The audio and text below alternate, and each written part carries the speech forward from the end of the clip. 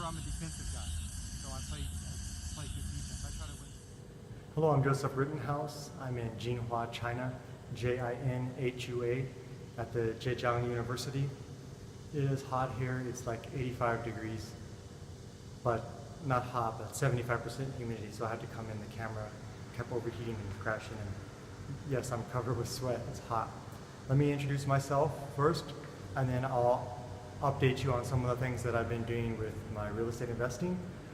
If you have been watching some of my videos, you'll notice that I'm a real estate investor, and I love to focus on, and the theme of a lot of my videos is on the psychology, the anthropology of the change that takes place going from a middle-class person to a wealthy person. I'm on track now to have $1 million of equity within 5 years. I was born a middle-class person. And to me, the most interesting thing is the change in the thoughts and the feelings and the actions during this process. Everyone looks through things in a different lens. And I like to look through life in the lens of a psychologist, anthropologist. And I like to explain things in the way of a psychologist or an anthropologist. Say, for example, there was a mountain, and you ask a geologist to say, what is this? Can you explain what's happening here? A geologist is going to look at the rocks, and they're going to say, I know how old these rocks are, I know how these rocks were formed, and I know what's going on here with these rocks.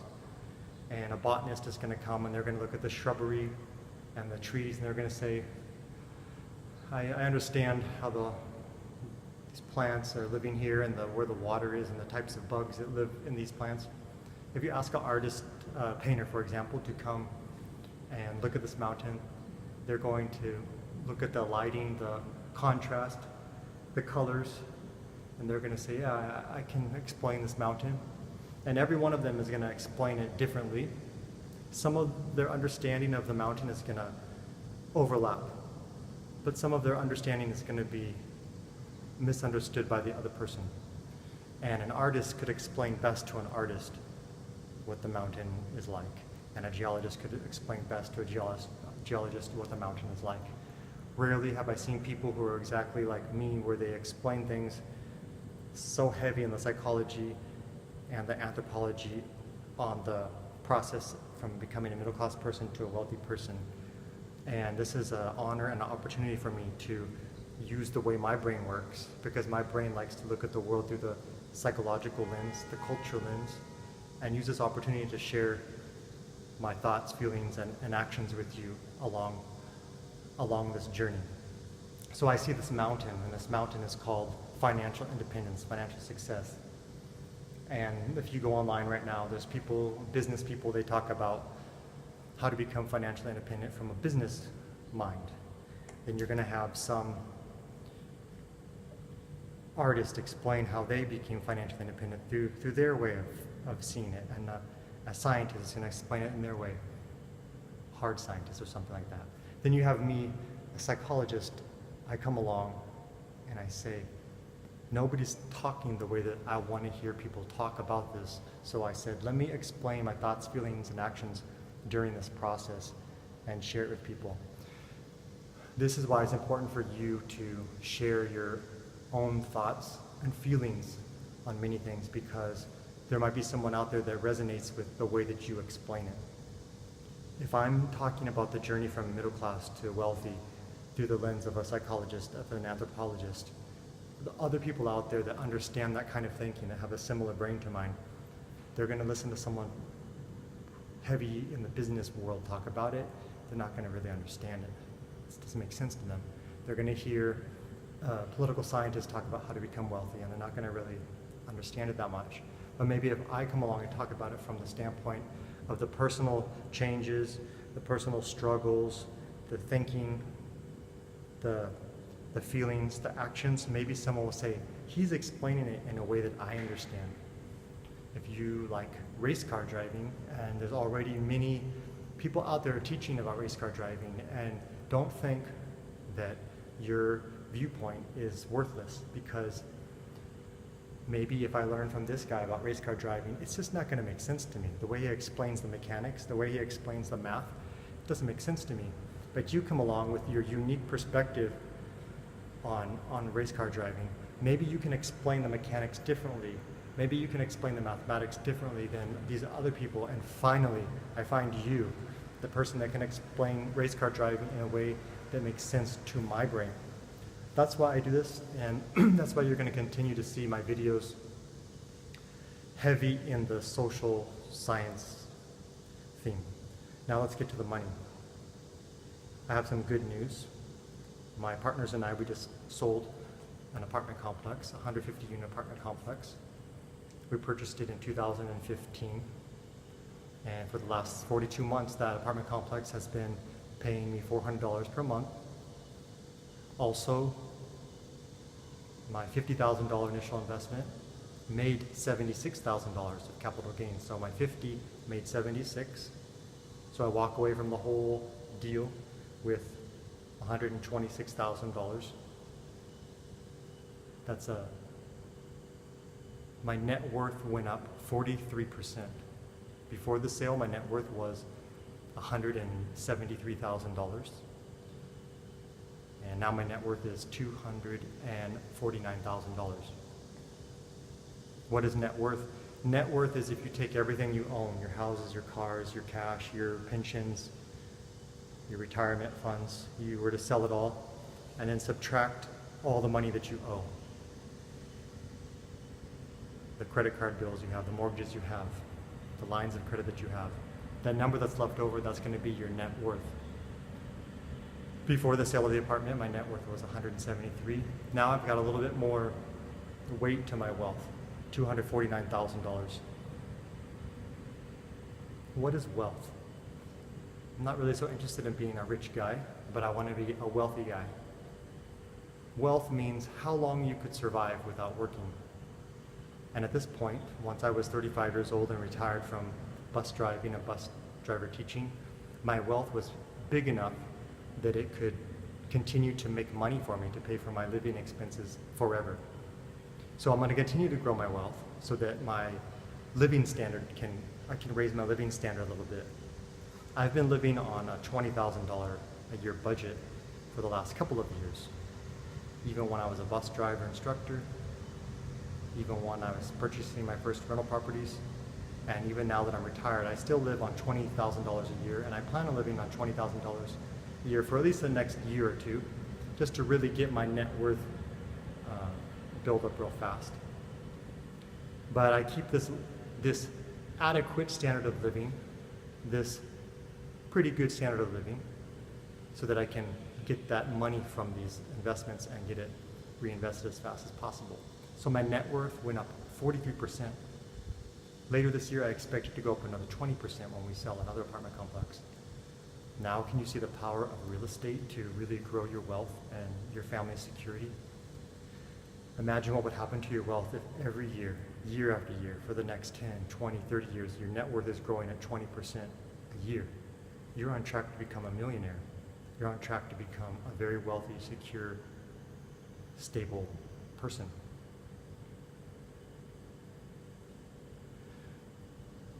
Before I had one house, 4 apartment complexes, 1 rental house and 4 apartment complexes. These 4 apartment complexes had a combined amount of 2,000 apartment units. Now we've sold one of the apartment complexes, so I lost 150 units.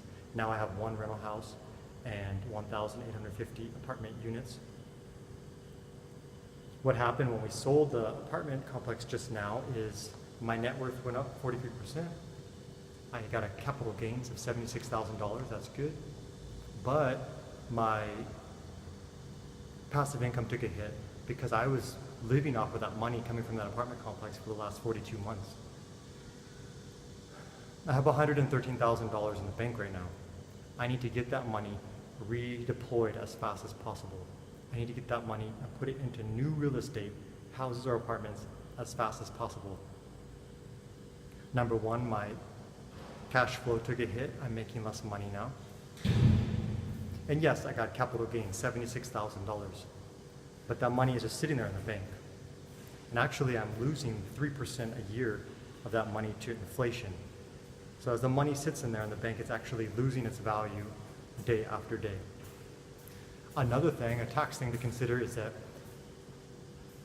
I just got a capital gains of $76,000. If I wait past December 31st of this year until next year, April, when I go to file my taxes, I'm going to say on there that I got a capital gains of $76,000.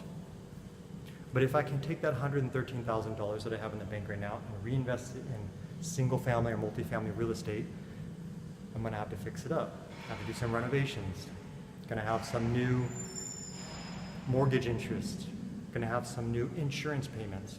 So these deductions on this new property that I buy are going to offset the capital gains that I made this year. So come next year, when I file my taxes, I'm going to tell the government, yes, I made $76,000, but hey, before the end of the year last year, I started purchasing new property and I had to do a lot of repairs. I had new expenses coming, insurance and interest payments. And so that's going to offset my capital gains that I made. I'm going to pay little or no tax on my capital gains next year because I'm playing by the rules. It's not a secret how you become wealthy. Just go online and read the IRS tax rules for landlords. It's not a secret how to make money. Again, it's just the people are afraid. They're scared. They don't write things out. They don't make a plan. I'm nervous too. I'm not always, I have fear too. And that's the most fascinating thing to me about this whole process, is to untrain the fear myself. Not to get rid of fear, but to learn how to work with it and just to compensate for fear by getting knowledge. My one house, the mortgage is $85,000, and I would love to take that $113,000 and just pay off that mortgage. It would feel safe because I wouldn't have that mortgage payment going out every month. But that's also one of the dumbest things I could do.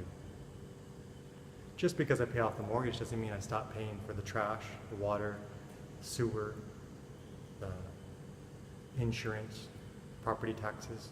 As soon as I stop paying those things, the government is going to take my house away from me. So it's never really completely my house, never completely safe.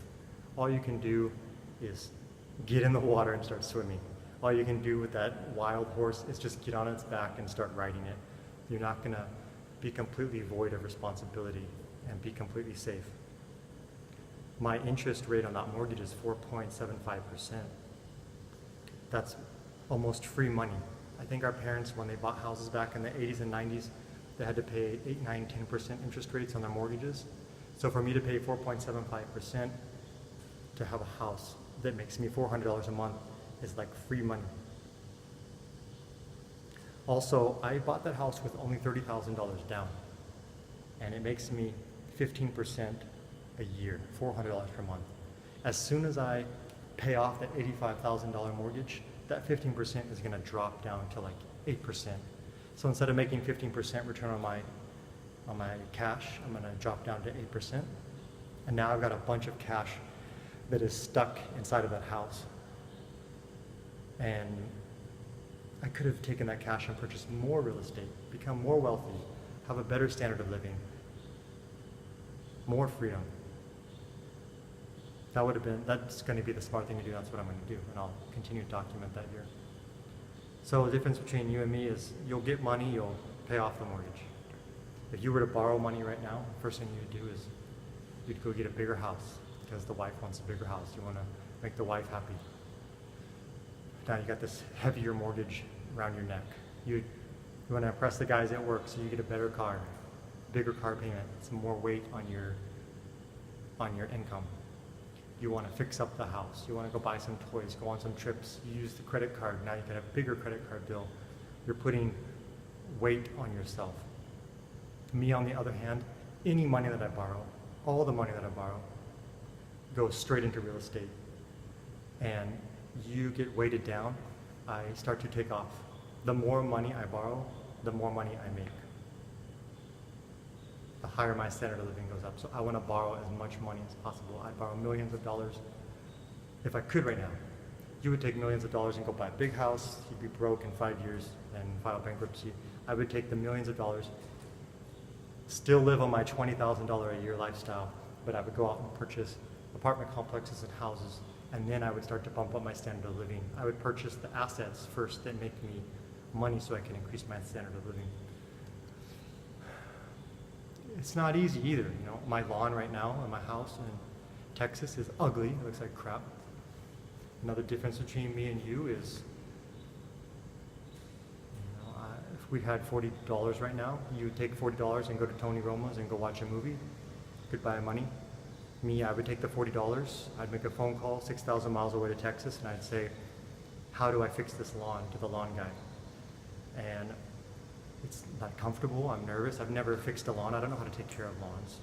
And I would take that $40 and say, hey, sign me up for that 10-month, $40 a month lawn treatment plan. Let's see if we can try to get this lawn to come back. I'm a landlord, the house is my product. The tenants are living in my house, and it's embarrassing if the lawn looks ugly. So that's a difference in behavior. It's fascinating. And I deal with my fear differently. Instead of being afraid, I go out and I take my diaper off. You gotta take your diaper off, and you gotta put your big boy pants on, and I go out and make the phone call. I say, how do I do this? How do I fix this? It doesn't feel comfortable, how do I do it? I've got $113,000 in the bank right now. Maybe I'd want to spend it in some other ways, some more fun ways, some more show-offy ways. But I've taught myself, no. You're going to pay for that in the long run. What you want to do is go buy your property, be a big boy. And in conclusion, let me talk about two things. And the first is that good leaders first had to be good followers of good leaders. And I'm surrounded by many successful, smart, well-educated, hardworking real estate investors. And all colors, all genders. Some of them are single, some of them are married, some of them are immigrants.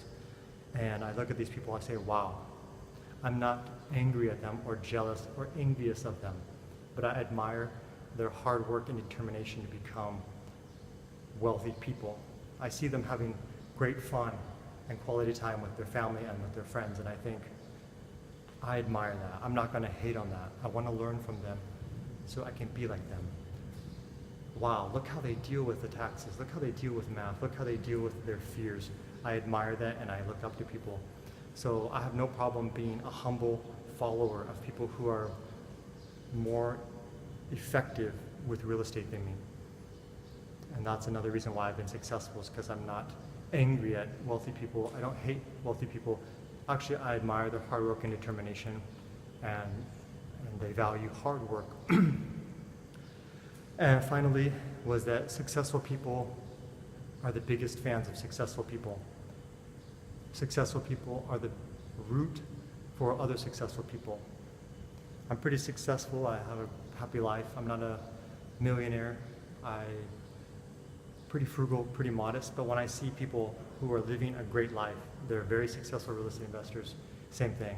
I say, wow, good job. That is a beautiful property. Your tenants are so happy, and you're making good profits. Your partners are making good profits. You and your wife are happy, you're free. And I just say, how can I be like that? So I'm going to continue to make these videos and document the thoughts, the feelings, and the actions of becoming a wealthy person from the perspective of a psychologist and anthropologist. From Jinhua, China. Have a good day.